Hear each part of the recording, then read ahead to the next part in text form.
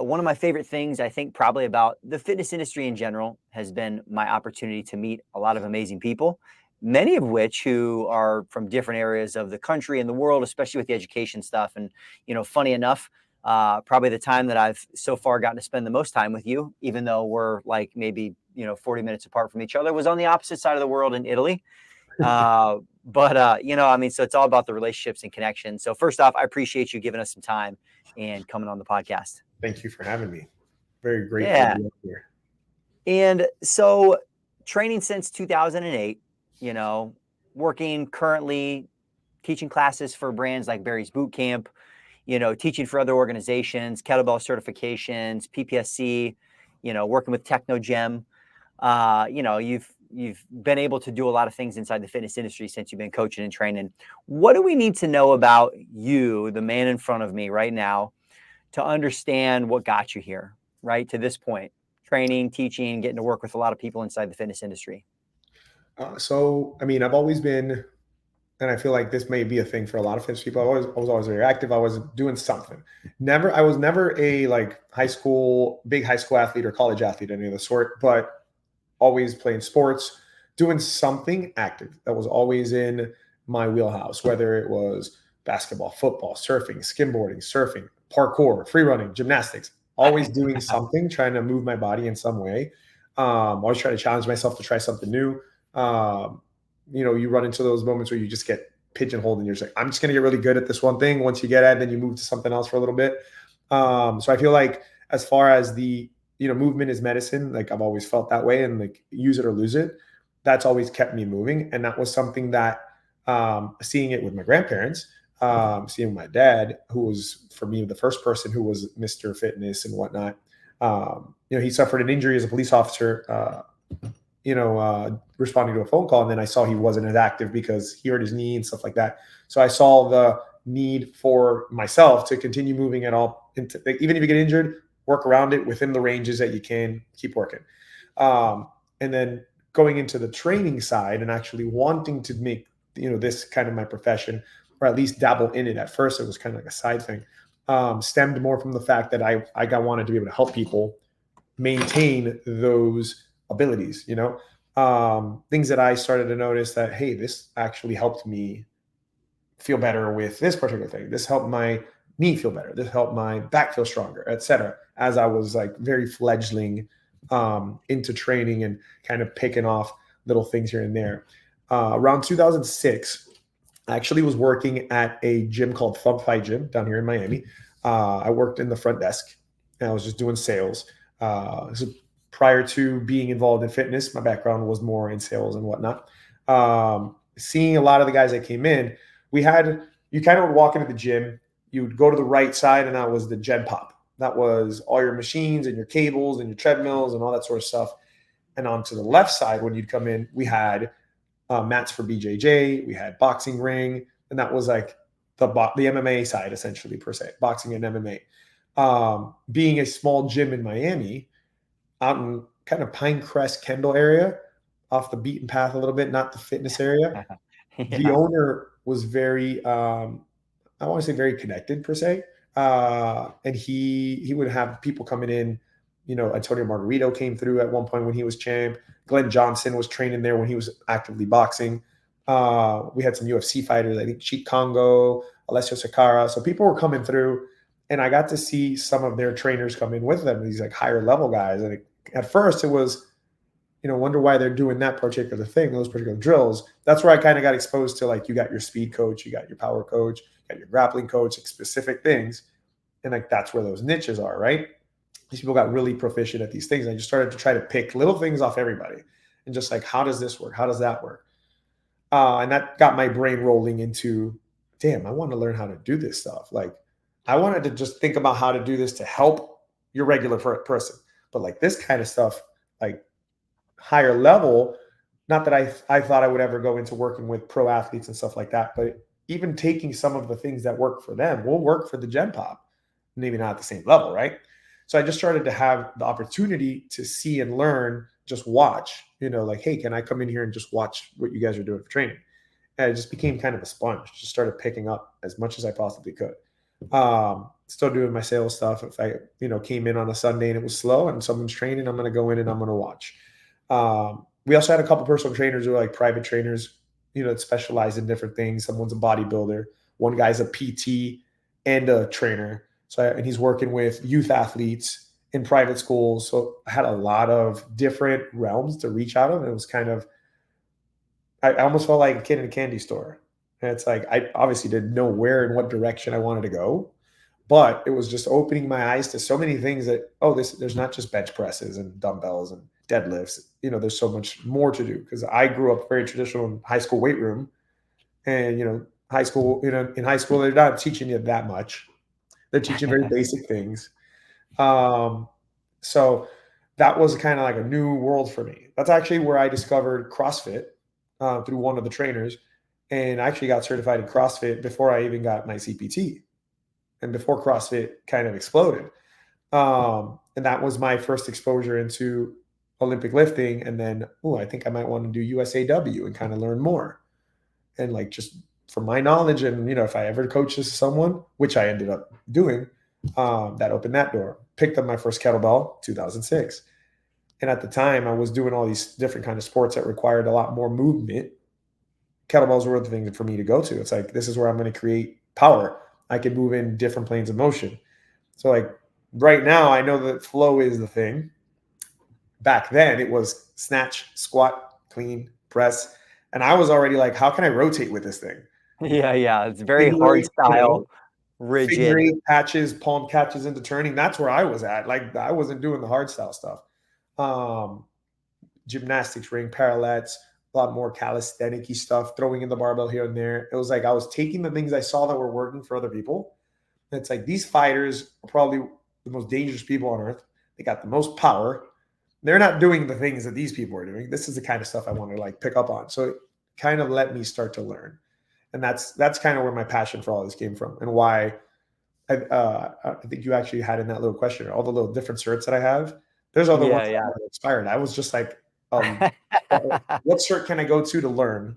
What cert can I go to learn? I need more. I need more. Whether I end up using it at some point or not, there's going to be things that you keep and things that good to know, but maybe not applicable to whatever you're doing. And that's a long-winded answer, but that's I kind of love like it, man. I, what I led love me all, here. I love all the context, and I know just from what we were talking, you were talking a little bit before getting on here and hitting the record button about your experience in different industries and sales. And I mean, you kind of mentioned it in what you just said now. But one thing that stuck out to me was, you talk about how many people in your world now that they have no clue that this isn't what you always did, right? Because obviously you live it, you're passionate about it. But you were really doing both for quite a long time, right? I Mhm. mean, you were doing sales at a high level for a number of different companies Yep. while you were doing fitness. So which first off, I think is really interesting and cool. I think a lot of people, there's a lot of opportunity for people transitioning over different skills that you had because of that. So as you think about that all the time, especially on the sales side of just, the corporate world, what do you feel like you brought over into fitness that was like an advantage for you or like a skill set, having done a lot of that? I want to say, to be completely honest, the first thing I learned in sales, it isn't a sales business. It isn't a numbers business. It's a people business. Sales is about the other person in front of you. So what are they coming to you for, or what can you provide them that is valuable to them? Like, so in context, selling gym memberships in that gym in 2006. Do they need the gym membership? Like, what is that you want? Maybe a class pack is better for you. Maybe just coming and dropping in is better for you. My thing was always about listening to the other person, listening to that person. It's like, yeah, do I make more money selling membership? Absolutely. But is that really what you need?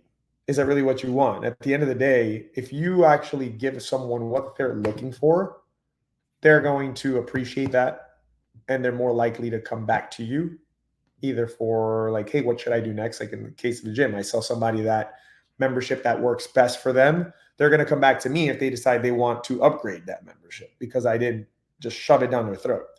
Um, Same scenario when I worked in business to business Office Depot. When I first got in there, I was doing cold calls. and I was just a rep. I was just a salesperson. Very quickly, by listening and not just trying to shove things down their throat, they moved me into warm calls. So people who are already clients of Office Depot. Out of the relationships, by listening and selling to them and upselling them based off of what they asked for, then I ended up becoming the actual manager of the department. And I have a team to teach, hey, this is what we're doing. Then I have a Best Western in California and their whole chain of 13. Hey, we want to talk to Rick, because I was making sure to give them what they were looking for and like just listen. It had nothing to do with the product that I'm selling. Not had nothing to do with shoving more things and making more money. More money is going to come if you do the right thing. If you're doing the right thing and you're offering the right service, it's going to happen. Moving into T-Mobile, Apple, same concept. So as a personal trainer, what did I bring into the personal training aspect side? Someone comes to you and says, hey, I haven't worked out in 5 years. I have tight hips. My back's tight too. I have difficulty like hinging forward, bending over, let's say deadlifts or whatnot, and just tying my shoes, whatever. I have a pretty strong upper body. My shoulders are good. My chest is good. Blah, blah, blah. I just want to work on trying to get my back stronger and my hips looser. All right, we're going to do CrossFit. I didn't listen to a goddamn thing you said, right? So listen to everything they're saying, and it's just narrowing down what's the biggest pain point. What's the thing that you really want to focus on the most.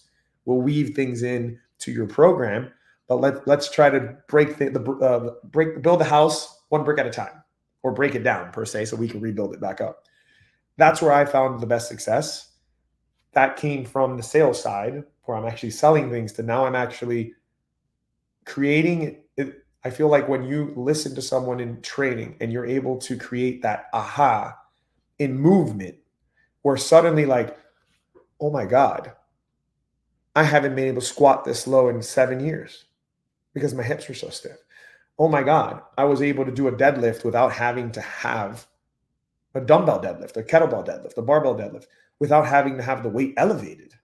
And it didn't hurt. Like that kind of impact is priceless. But it comes from listening to that person and actually asking questions that you care about the answers. Not just asking the questions because it's on your, park you. Let me just ask. Here, do you have this? No, like show me what we're talking about. Making those assessments, doing assessments with the body, and like seeing where they're at, showing them where they're at. Write it down, take a picture, take a video. So we're going to revisit this in a month, in 2 months. We're going to see where we're at. This is something we're actively working on going forward, because now you're showing that investment. And I feel like any trainer who's worth a damn does most of these things, because obviously you do want to track. Like, if you're not tracking, then what are you doing? I want to dive into a couple things there, because I just feel like that's I think this whole area of getting clients in, getting new clients, what to do with them on the first session, how to get them to say yes. Like obviously it's a big barrier from a lot of coaches and trainers getting enough traction to stick with training, right? Instead of falling out of the industry after they get in. So I have a few things that I want to ask you there. The first one being, especially you talked about listening, asking questions. So my first is, if you only had 1 or 2 questions, right? Not that these are like tricks, but just in general, just from your experience, for those that are listening, if you were only able to ask 1 or 2 questions to someone as you're kind of connecting in person for that first time, what would those questions be and why? My first one, I would probably have to ask, what does your life look like right now? Work, stress, like tell me what a day in your life looks like right now. That's going to give you a very broad scope of, are they working a lot? Are they just stressed out with kids, et cetera? Obviously, to the degree that they're honest and share with you. But being able to know what a day looks like for a potential client on average kind of is going to show you potential. They sit a lot, stressors, like I mentioned, workaholic, or they're more sedentary, et cetera. Second question, I'd probably ask, anything that inhibits your movement, what would you say if you have any pain points on the body or things that you want to work on specifically? And I'm not talking about like, I want to get fitter, I want to get leaner.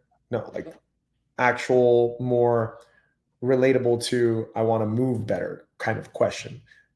I don't have a concrete way to ask that because I don't have a client in front of me, but I kind of use my eyes and I read the room when someone comes to me, and I'm already looking. It's like, I see hips, I see upper back rounding, etc. So I kind of know where to navigate the questions to, and that comes more from the visual as I'm greeting them, etc. You're going to see, hey, I see someone's walking with a little bit of limp, a little hip difference.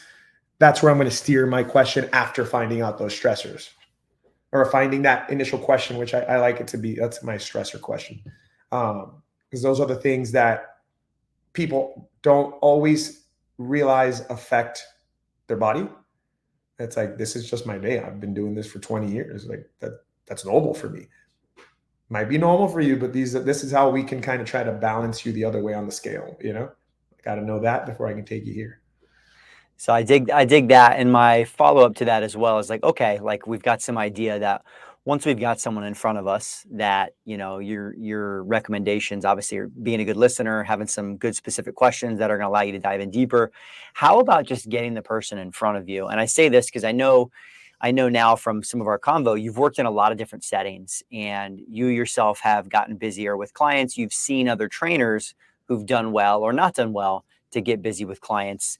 Um, so what would you recommend? Let's say you're overseeing some new coaches and trainers who are they're starting to train inside of a new environment. How do they go about getting known in the gym by clients, getting people interested in training with them? I know it's kind of a broad question, but what would you recommend that they do in order to try to get busy? Easy one. One, if you're in a gym setting, big box, little box, doesn't matter. If you're in a gym setting and you're a trainer at a gym, one, walk the walk. So when you're in the gym and you're not training clients, work out. Show people what you do.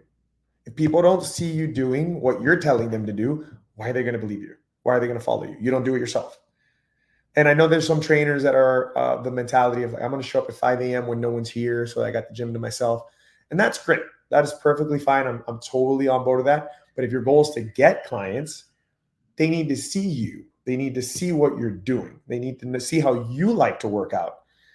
And something about that a lot of people also fail to miss. Maybe I'm a power lifter kind of guy, but I also train grandmas.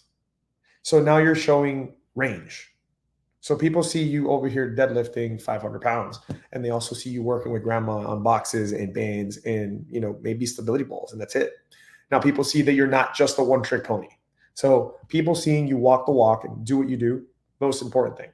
Second thing, when you're on the floor, if you're not training clients, approach clients, but don't approach clients to sell them. I wouldn't even approach clients to say hi. I mean, yeah, say hi to people. You should already kind of know people, but don't approach them with an intention. And I'll actually use my time at Anatomy. I was just a group trainer at Anatomy. I wasn't a personal trainer at Anatomy. But routinely for me, if I see anybody, I would say hi to everyone, say hi, be friends, get names, etc. So that's step one, because I don't want to be the creep that walks up to someone. If I saw someone, anyone, didn't matter, doing a deadlift with a rounded back or bad posture or even bicep curling and arching their back and throwing their weight like a cheat curl, but it looks like you're not cheating. You're just trying way too hard and you're doing it terrible. Any little movement that I saw somebody do wrong, I would just come over and just be like, hey, is it cool if I showed you something that might make that a little easier, a little better? Not in a condescending way, obviously. You don't be like, hey, you're doing that wrong. Can I show you how to do it better? No. Hey, can I show you another way to do that that might, maybe feels better? Drop that little bomb. Did that feel better? Cool. Try one more time. Let me see if you do. See that again. Okay, perfect. Yeah, make sure you keep the shoulders back, scapula depressed. Lats engaged on a deadlift, etc. Cool. Awesome. Cool. Yeah, anytime, man. No problem. Walk away. Walk away. A lot of times trainers do that and they're like, hey, yeah, let me help you. Da da da. Yeah, you know what? If you'd like, we can work together. And now I'm selling you. So now that interaction went from, oh, cool, he's helping me. Oh, that's why he was helping me. So now someone's going to be defensive. And anytime you try to do that, they're going to be like, you're the girl or the guy that's coming to help me because you're trying to sell me a package. No, do it because you really want them to get better and feel better. And you want them to move better. And you don't want to be working at a gym where people are doing things wrong and then getting hurt and saying, I got hurt at Joe Drake's gym. Because every trainer that works there is going to be held as, well, you work there.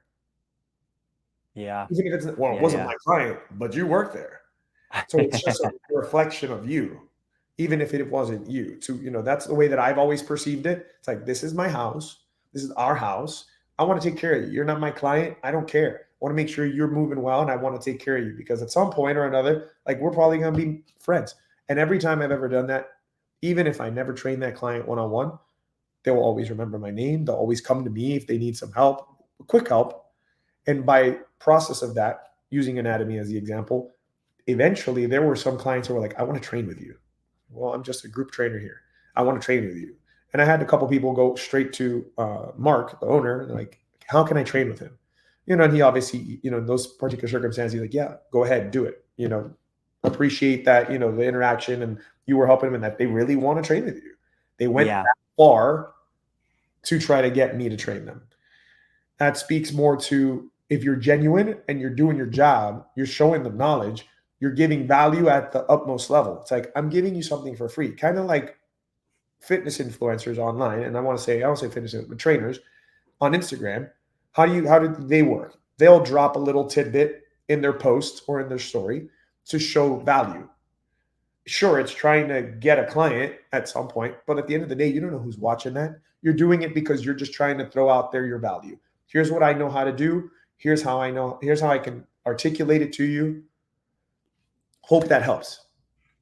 Someone might message you, someone might not. There's not a person in front of you for you to ask to close that sale. You're doing it in hopes that, what you're doing, someone sees it, likes it, it resonates, it comes back. Same aspect. The exception is you don't have a body in front of you to ask, hey, will you train with me? Yeah. Yeah. Yeah. No, you definitely gotta play the long game, right? I Yeah, mean, it's just absolutely. adding value to add value. A couple of things that I guess, tag on to what you were talking about too. I think definitely the being present and busy. Like, if you're expecting to get busy as a coach and trainer and not just be there a lot, like, you're living in a dreamland, right? Even I joke around, I've got like my air traffic controller headphones on. For any of you guys who are watching this on YouTube right now, or if you listen to the podcast, some big goofy headphones. People work out, trainers go work out in the gym, hat on, headphones on. Nah, I mean, you got take those babies off, smile at people, just have Mhm. conversations. And you're right? That's the stuff that connects people. And I forget exactly, gosh, I forget the book that I got this from. I think it's called Captivate, but I know they were looking at research on, like, the most likable people in high school. Like, why are they the most likable out of all the kids? And really what it boiled down to and came down to was, like, they were the most interested in other people, right? Like, they would smile, they would have conversations, and that was it. Mhm. Which is, it almost sounds too simple. But I think, like you said, it's tough because you're in this fight or flight, like, God, I got to get clients, I got to get clients. And so you're almost too desperate, and people Yeah. can smell desperation, especially when it comes to sales. And I'm going to say too, because I know with your initial question, it was like, what do you say to a new trainer? Hmm.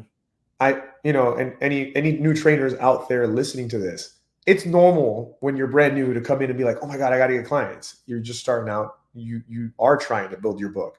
You are Yeah. trying to test if your experience and the knowledge that you have at that moment is good enough. Don't worry about that. Like, worry about making the connections. And I'm going to be completely honest with you. I do personal and I do group. In group fitness, this is different. The best instructors aren't the ones that know everything. They're the ones that remember everybody's name, make sure that the room doesn't catch fire. Their workouts don't even have to be that hard. They can just be okay, but they have the personality, the charisma, and they're just fun. Like, think about in a one on one setting. Do you want to spend an hour with yourself? Would you hang out with you for an hour? Because that's at the end of the day, once you show them you know how to train, you're their friend and you're training them. You sometimes their therapist, you're sometimes their trainer, like their soundboard. It is what it's going to be. And at the end of the day, that's all it is. They just have to like you. Your skill and your experience, maybe you get a client and you aren't sure, hey, I need to do this and this. That one session, maybe it doesn't go perfect. But guess what? That's an experience, an opportunity for you to go back to the drawing board right when you get home. John needed this and I wasn't sure. I thought this was going to work. This didn't work for me. Let me look up some stuff, or let me reach out to another trainer and ask, hey, what would you do in this situation? Opportunity for you to grow, opportunity for learn. That's all it is. It's all an opportunity to learn. It's not failing. It's not like you didn't do good. Just worry about connecting and then worry about the rest. Like, especially if you've already gotten your CPT, like, you know enough to get through it. Worry about making that a memorable experience by your personality. Your knowledge will shine over time. Yeah, yeah, yeah.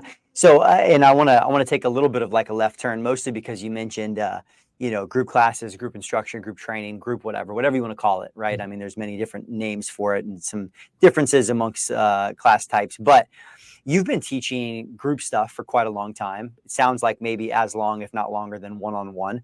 Mhm. And I find over time, uh, not a lot of people end up sticking with both, right? Like either they might do some group, for example, you might relate to this story. We've even had some people here on the podcast who, they were teaching Orange Theory classes, and then that was a way to build their one-on-one, and then eventually they left the classes. Right. Um, I really like the hybrid instructor, the person who can do both, because I just think it opens up a lot of opportunities for you. But for you specific, what do you like about doing both, right? Because I know you're doing both versus just focusing on one or the other. So I feel like for me, it started back 2008, 2009, 10. It started out of the situation where I was a new PT, and I would get a client, and I was like, yes, I got a client. And what do you need? And then they tell me what they need. And I go home and I draw like a 4 6 week program for us to, cycle. And then Yeah. they show up for 2 sessions a week, and then they miss one, and then they miss another. And I'm like, God damn. And then I'm not getting the results. And I just got frustrated in my head. It's like, I just put all this time and effort. Being new, creating programs can be a little bit time consuming, and you feel like, damn, I created this perfect program and now it's not Yeah. working because they're not adhering, to the time that we're committing to. You said Yeah. twice a week. I made something that's going to work. So I started to feel a little discouraged with that. It was a little frustrating. And as opposed to saying, screw this, I started coaching. And I actually started coaching, as I mentioned earlier, I got into CrossFit. I started coaching CrossFit because it was kind of the style of training that I enjoyed. You had your Yeah. heavy lifts, you had a lot of plyometric. It was more athletic. And I've always, as I mentioned, it was more about being athletic and adaptable than being rigid or I want to be the biggest guy and the strongest guy. Those things will come by virtue. If you keep training, you'll have strength, you'll have power, you'll have etc. Yeah. So I started doing CrossFit or coaching CrossFit. That led me to coaching other things and doing my own little boot camps and things of that nature. And the PT side, I would keep my clients at a lower number. I don't think I want to say I ever had more than 5 clients at a time, just because I wanted to make sure that the clients I had were people who were bought in. Otherwise, for me, it almost felt like it was a waste of time. I'm programming for what? I'm not getting to see if my programming is yielding the results that I want. And at the time, I didn't want to go into like an Equinox or Hmm. LA Fitness back then, 2008, 9. One, because I felt very comfortable and secure in my corporate world job, and this was my side thing at the time, so I could do this after Yeah. work or before work, and I still was getting paid a decent amount of money, good money. Um, and this was extra. It was like my fun thing to do, but the thing I was really truly passionate about. As I started to explore different modalities and attend different certifications or seminars or workshops, it's like, oh, TRX is actually pretty cool. This is actually very accessible for a lot of different people. It's not just a silly thing that it hangs. You can do a lot with it, and it's very helpful. And even for the older gen pop, people with injuries, amazing to use with that population base. And you'd be amazed, for those of you that are new trainers, how many people cannot support their own weight on their hands, put them on a suspension trainer, even with an angle that helps them, and they still can't do it. So opportunity to like give those wow moments, right? Um, so the hybrid thing just kept rolling, and I kept just, hey, I'm going to learn how to do spinning. Kettlebell was always a constant. If I am allowed to use a kettlebell in the class, it's going to be in the class. Uh, and I just kept shifting through different modalities. And I started to notice, back to my original thing that I pulled from the corporate world, I can connect better with people in that group setting. In a one-on-one setting, obviously, I'm connecting with you personally. But when you have 20 people and you can remember 20 people's names, and you can remember Marsha's got a knee injury and John's got a back thing and this guy can't go overhead. Like your brain just starts firing. It's almost like a drug for me. Like to sit in the room and like I know how to navigate this chessboard of people and no one ever notices.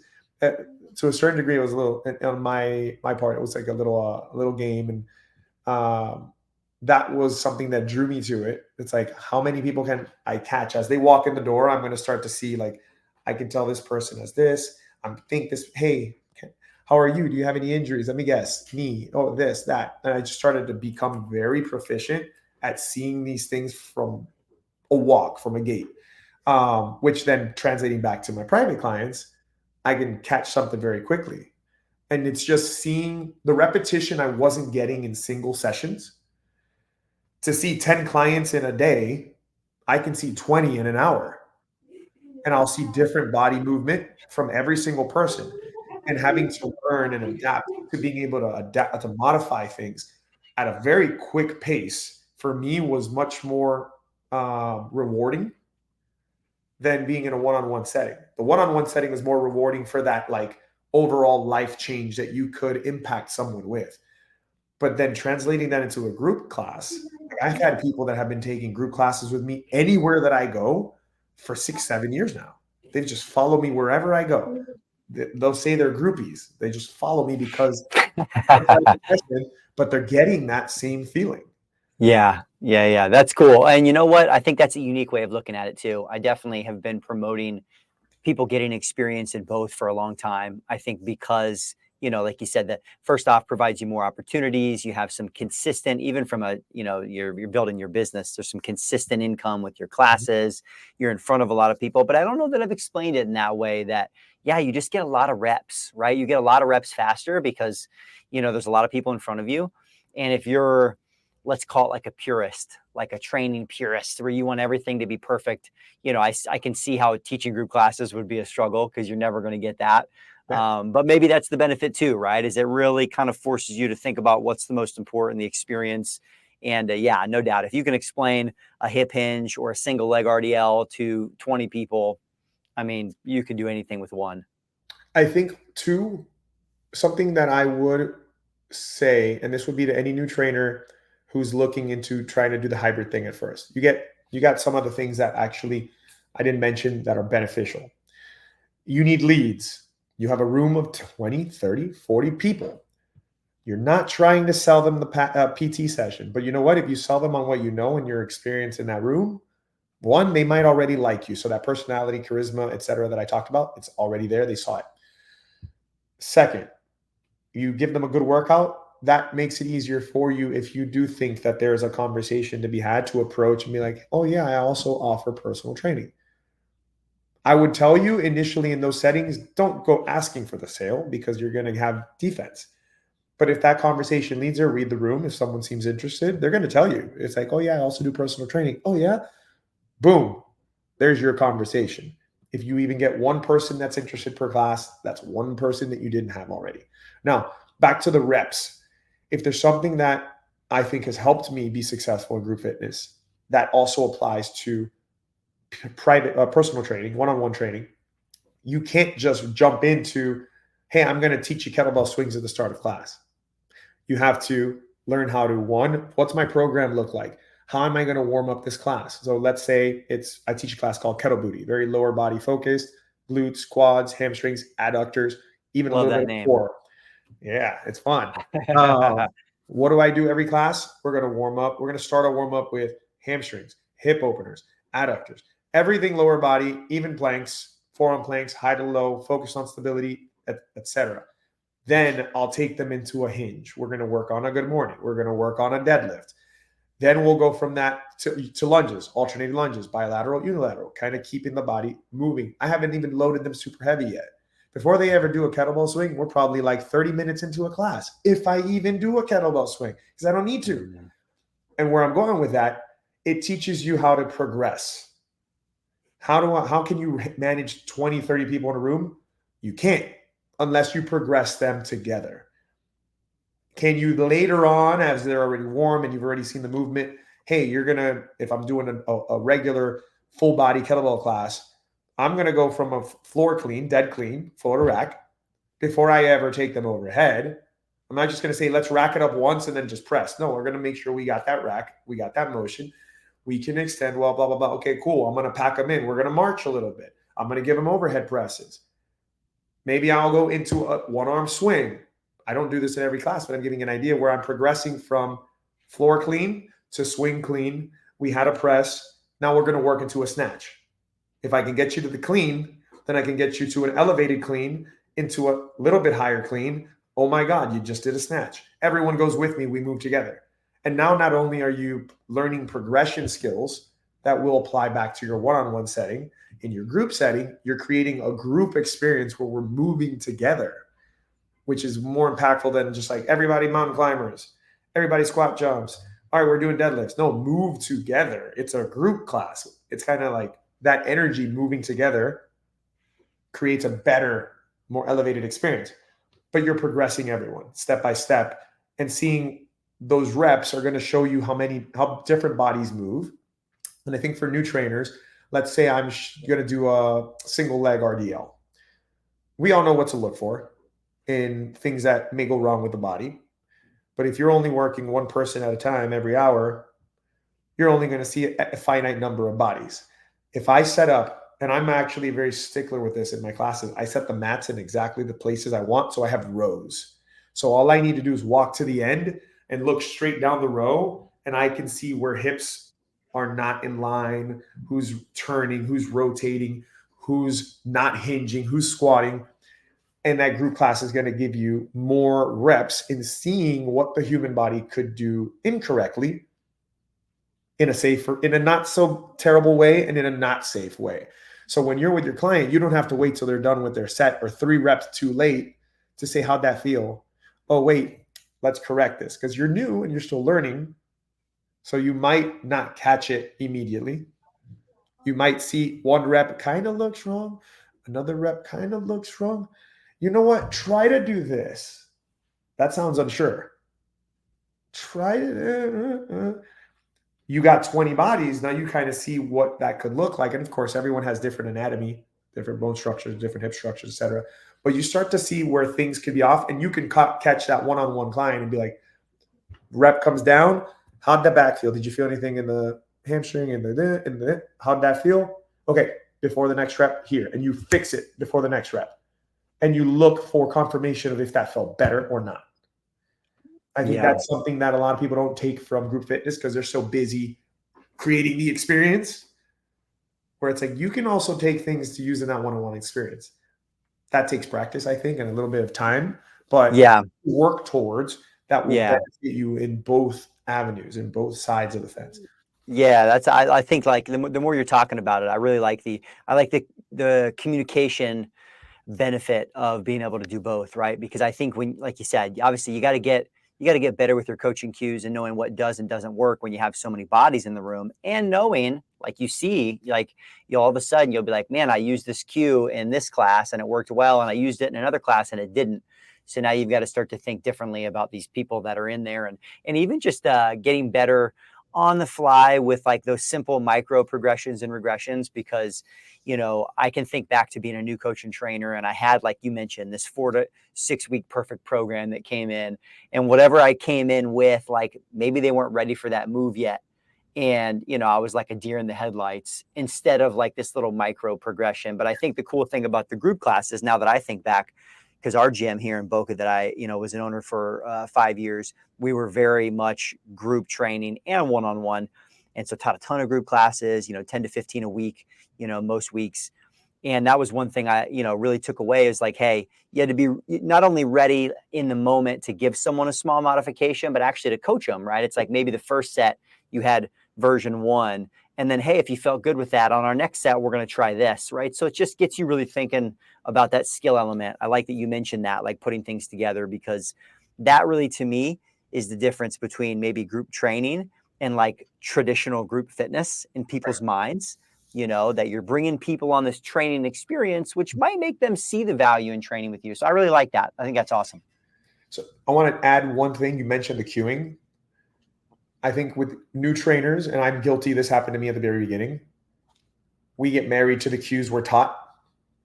Shoulders back, proud chest, hips back. When you do that in front of 20 people, you're going to realize that half of them understand you and the other half don't have any idea what you're talking about. You'll say hips back and someone will squat, literally. For example, if I'm talking about a deadlift, and it happens to me every time, and it's usually the same clients, like push your butt to the wall, squat.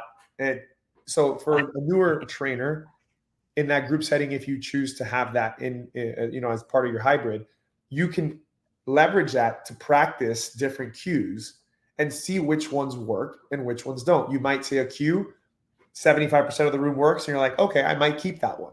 You say a cue and 10% of the room does it and the other 90 don't get it. You're like, oh, maybe I won't ever say that again. It's going to help you see what works and what doesn't in that context.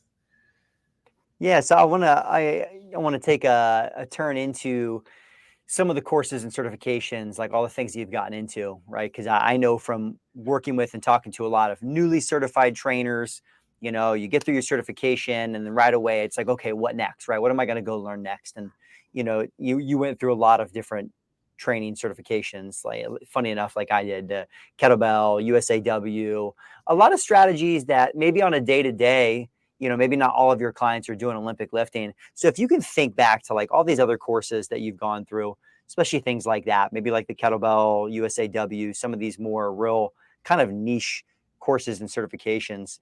What do you feel like was the real benefit of doing those? Because I would imagine, I mean, for me, I did the USAW and I learned a ton, right? Like my Olympic lifting. But I don't do a lot of Olympic lifting with a lot of clients regularly. So if you look back at those too, like what was the value in doing those for you in those I early mean, years?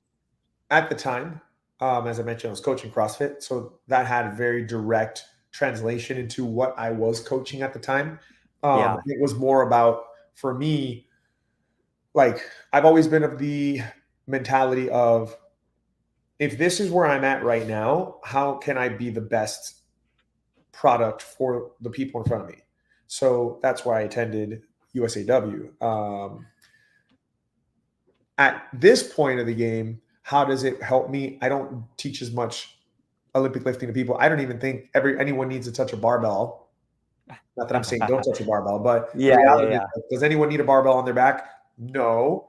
Does anyone need to deadlift a barbell off the floor? No. Can Hey, they? be Absolutely. be You be know? careful with your words. It's Squatober right now, when we're Oh, about I to know. go I'm into doing the it. dead I'm doing summer. it. I'm into Yeah, squats over right now. So yeah, I'm putting a barbell on my back. So to that case in point, where I'm to the newer trainer, you don't have to put a barbell in your client's hands, is what I'm trying to get at. Can they get there if they want to? Yes. What is their goal? What are they working towards? You know, are they an athlete? Are they not an athlete? Like, what is the purpose? At the end of the day, is, I know I mentioned earlier, the listening to the client. What do they want to do? If your client comes to you and he's 40 years old, he's like, I want to back squat 400 pounds, and he works in an office. Does he need to? No, but that's what he wants to do. So it's your job to either get him where he wants to, or get him to understand that that might not be the best thing for him, depending on his obviously physical capabilities, health, etc. Um, so yeah, I mean, that's where I stand with USAW and what it took. And there's a lot of principles and methods that everything translates over. A kettlebell snatch, while not starting from in front of the shins, like how different is it from a barbell snatch outside of the obviously grip, and it's a different tool. But in theory, from the ground up, same idea.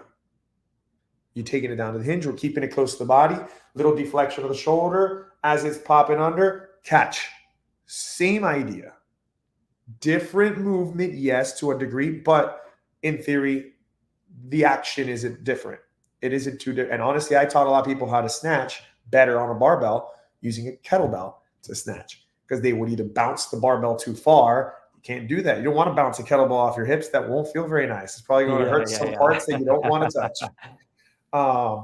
So that was one. What other shirt did you ask me about? No, yeah, Trying to just in think of old general. school. And this is kind of also where I'm going with it too, is because I think that's good insight for people.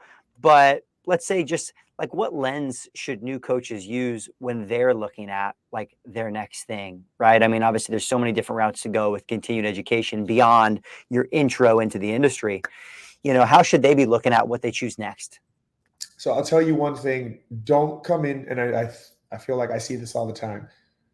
Don't come into the industry saying, I'm going to be the trainer that helps moms. I'm going to be the trainer that helps uh, busy professionals. I'm going to be the trainer that focuses on bodybuilding. Don't do that. Not because there's anything wrong with that. More so, you don't know what you're going to be good at. You don't know, the clientele's all are going to be different. It's better to kind of dabble in everything a little bit at first and just take what you can. Because one, it's going to make you a more well-rounded trainer within the abilities that you have. It's going to show you things that maybe you don't like dealing with the moms, the stay-at-home moms. Maybe they talk too much for you. Maybe, they might not be great with timing, dropping kids off and stuff like that. And they might be late or whatnot. The busy professional might be just too busy and canceling on you all the time. Maybe he's stressed out. He's kind of a dick sometimes. And other times he's just like so happy to just hang out with you. You never know what you're going to like until you do it. So if you already narrow yourself off and say, I'm only going to focus on people that want to do bodybuilding, that's a very small niche of people already, because as we already know, there's a lot of people who are not physically active to the degree they need to be. So you already narrowed yourself to a very small box, right?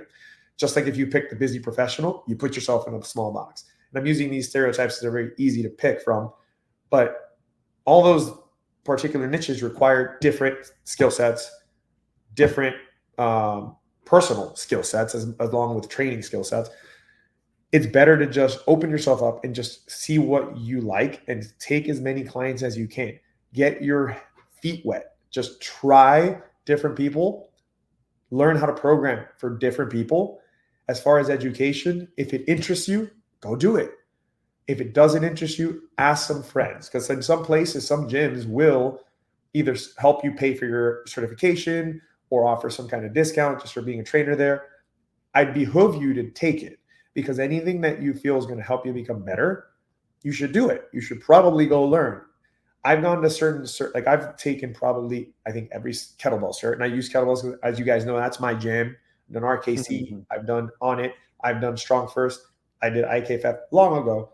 I've done kettlebell. And honestly, after you do one of those main ones, you already know all the movements. But for me, if I even take one new cue out of it, one new way to teach that movement, it was a win for me. Yeah, maybe I spent 300, 400, 500, God knows what. I don't care. And I got to network with other professionals. And that's another piece that has less to do with training your clients, but more to do with your profession. Networking with other people that are doing what you're doing and are enjoying the things that you like. So if it's USAW, other Olympic lifters, you might have buddies now that you can go lift with. And they're also coaches that you can lean on and ask for advice, that maybe have more years on deck than you, or maybe they're starting out like you. So you can have someone that relates to you or someone that can help you and give you advice. Look for more ways to grow. Don't just put yourself in the box from day one. Yeah, it's like they say, everyone's heard the phrase niches or riches are in the niches, but it takes a while to get there. There's nothing wrong with creating a niche, but I mean, most of let's say the consistent long-term coaches and trainers that I've talked to, or even those you've had on the podcast, they've all said the same thing. It's like, you just got to get experience, figure out what you're going to like, because I thought I was destined to train competitive athletes, probably like a lot of, young male trainers. And then I was working with athletes at a couple different facilities, and I just didn't love it as much as I thought I would. And I wouldn't have known that had I not just gotten to work with a lot of people. Yeah. So I like that. And like you mentioned too, just the broad experience is going to teach you. And then down the road, you can find out where you might go with it. But I think yeah. With the niche thing, if you're a brand new trainer and you put yourself in this niche, I'll ask you one question. Who knows who you are? Yeah, you got to You build are some this experience. guy that's so good at teaching, or this girl who's so good at training people to Olympic lift, but I've never heard of you. You are so great. You can get people. You've done an NPC show yourself, and so you're telling me that you can get me there, but who else have you gotten there? And that's not to take away from anyone's knowledge or experience. You might be new, but maybe I know guys who became trainers because they've had years of experience practicing for shows and stuff like that. And they're just like, I'm just going to do this. Like I've had buddies that have done that. But at the end of the day, if you've never been a trainer and you don't have a history of clients that would vouch for you, or even like a testimonial, etc. Like, why is someone that has never met you or heard of you, like, I don't know who you are. Like, you look great. Everything you're telling me kind of sounds good, but like, I've never heard of you in my life. So I feel like that's another reason to kind of just open it up, because those clients that you take care of along the way, at some point they're going to feed you something back. And a referral is the best thing that you can have. That's the best payment you could ever have. I like that. And kind of the last thing that I want to cover with you, just because I know it's something that has led you to a lot of opportunities, or even just kind of talking about that for you, aside from teaching classes and training and, working with people. You've been able to get into teaching certifications. You've obviously gone to a lot of certifications. You have gotten involved in the community, running events, right? With some local organizations. You've also gotten behind the scenes and working with other brands and companies, even on the content production side of things. Like, you've done a lot of different things outside of just training. And I don't think a lot of people know those things even exist, right? Like, training in their mind is it. And then there's just so many other areas. But for those who might aspire to do more than just training, or once they have the awareness of, what would be your recommendation for them to do, or for them to focus on, to even have opportunities open up for them down the road? So I guess it's going to depend on what you want to do, and I'll just kind of leverage on my personal experiences. Um, Part of how I was able to work with brands initially was just post my stuff on Instagram. I wasn't looking for brands. I just started trying to post quality stuff, and it wasn't even here's a training tip. I was just posting stuff that I like doing with, whether it's kettlebells or my workout, and just kind of try to make a cool video. And it wasn't even, again, it wasn't to actively sell to anyone else. At the end of the day, everything we put on social, unless you're like, a private account, or don't particularly care about profession stuff, is more you're selling yourself to people, that what they see, they're buying into it. So for me, it started with just posting stuff, trying to make it look as nice as possible, get someone to shoot for me with a nice camera or whatnot. And here's what I do. Here's what I do. Second thing, talk about what I do. Like, hey, come take my classes. Hey, check out my people. I'm going to highlight all my people that take my classes. I'm going to shout out for the ends of the earth. Here's my clients. These people are awesome. Again, going back to that people connection, which is, to me, the most important thing. It's what leads you everywhere else. By virtue of being active, promoting the things that I do, not trying to find anything. At some point, someone reaches out and says, hey, would you like to do this? Would you like to work with this brand? Hey, Nike would like to be part of the event you're doing, the Eden Rock. The Stay Fit 305 thing, that the brand that I do events with, that I work with, that I host their events, it came from the guy who owned that, came to my class, and he just took my class. I had no idea who he was. I never knew who he was until one day he comes up to me. He's like, would you want to be a part of one of our events? I was like, what are you talking about? Oh, I do Stay Fit. I didn't know. Dude, that's you. You've been coming here for how long? And then boom.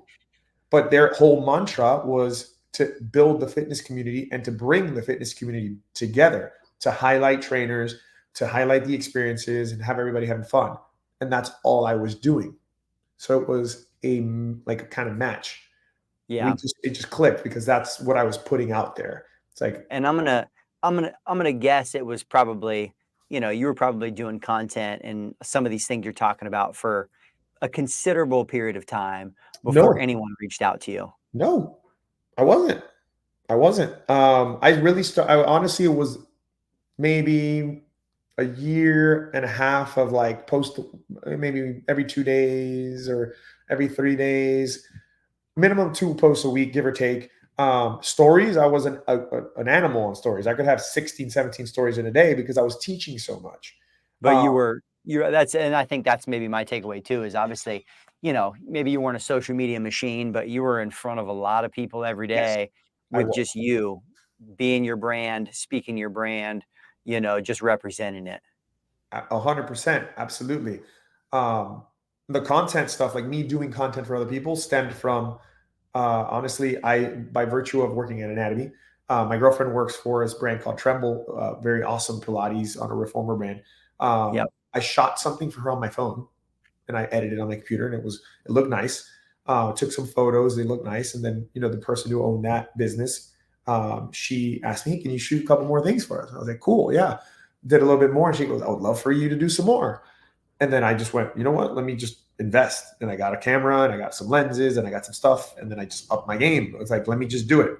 And anything Yeah. she was giving me was going right back into, Yeah. Yeah. into that. Yeah. And then eventually, a friend of mine who had her own creative company, she's like, "Hey, would you be interested in like supporting us?" There were a group of creatives that are doing some shoots. They're like, "Would you support us? Take some photos?" Sure.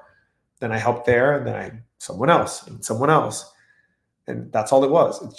It was all about people and connecting with people. At no point, if I'm being 100% honest with you, at no point have I said, "Hire me for content." I've not posted that anywhere. If anything, I just post, "Oh, I made this really cool reel for such and such a brand. Look at how cool their event was." Yeah. I haven't sought out business. Maybe that's a bad thing on my part because I could have more, but things have kind of come just by, I just put it out there. You like it, then we vibe. We're cool. Otherwise, no. No big deal. Like, I'm not Well, missing out on anything that I don't know I'm missing out on, but it has brought me things. Techno Gym. I went to visit Jacqueline, who was at Ursa. I wanted to check out the event, and Jacqueline was there. And a friend of mine, Talia, was also there. And this other gym, City Zero, that I work with was also there. So I was kind of going to visit all my friends and just check it out. I've never been to Ursa. It was a cool thing to check out. But I made a point to go visit Jacqueline and say, "Hey, what's going on? I want to check this out. It was super cool." And I thought everything they were doing was pretty awesome. And that's when they debuted the BioStrength and BioCircuit mhm. devices, and I was just Yeah. like nerding out. It's like I can do drop sets and like Yeah. I don't have plates; it just does it for me. Like, imagine doing a eccentric overload on a bench press. Like, you're gonna have to have people, either pins or someone to help you put it back up every time. Yeah. The Yeah. convenience of just boom, reset.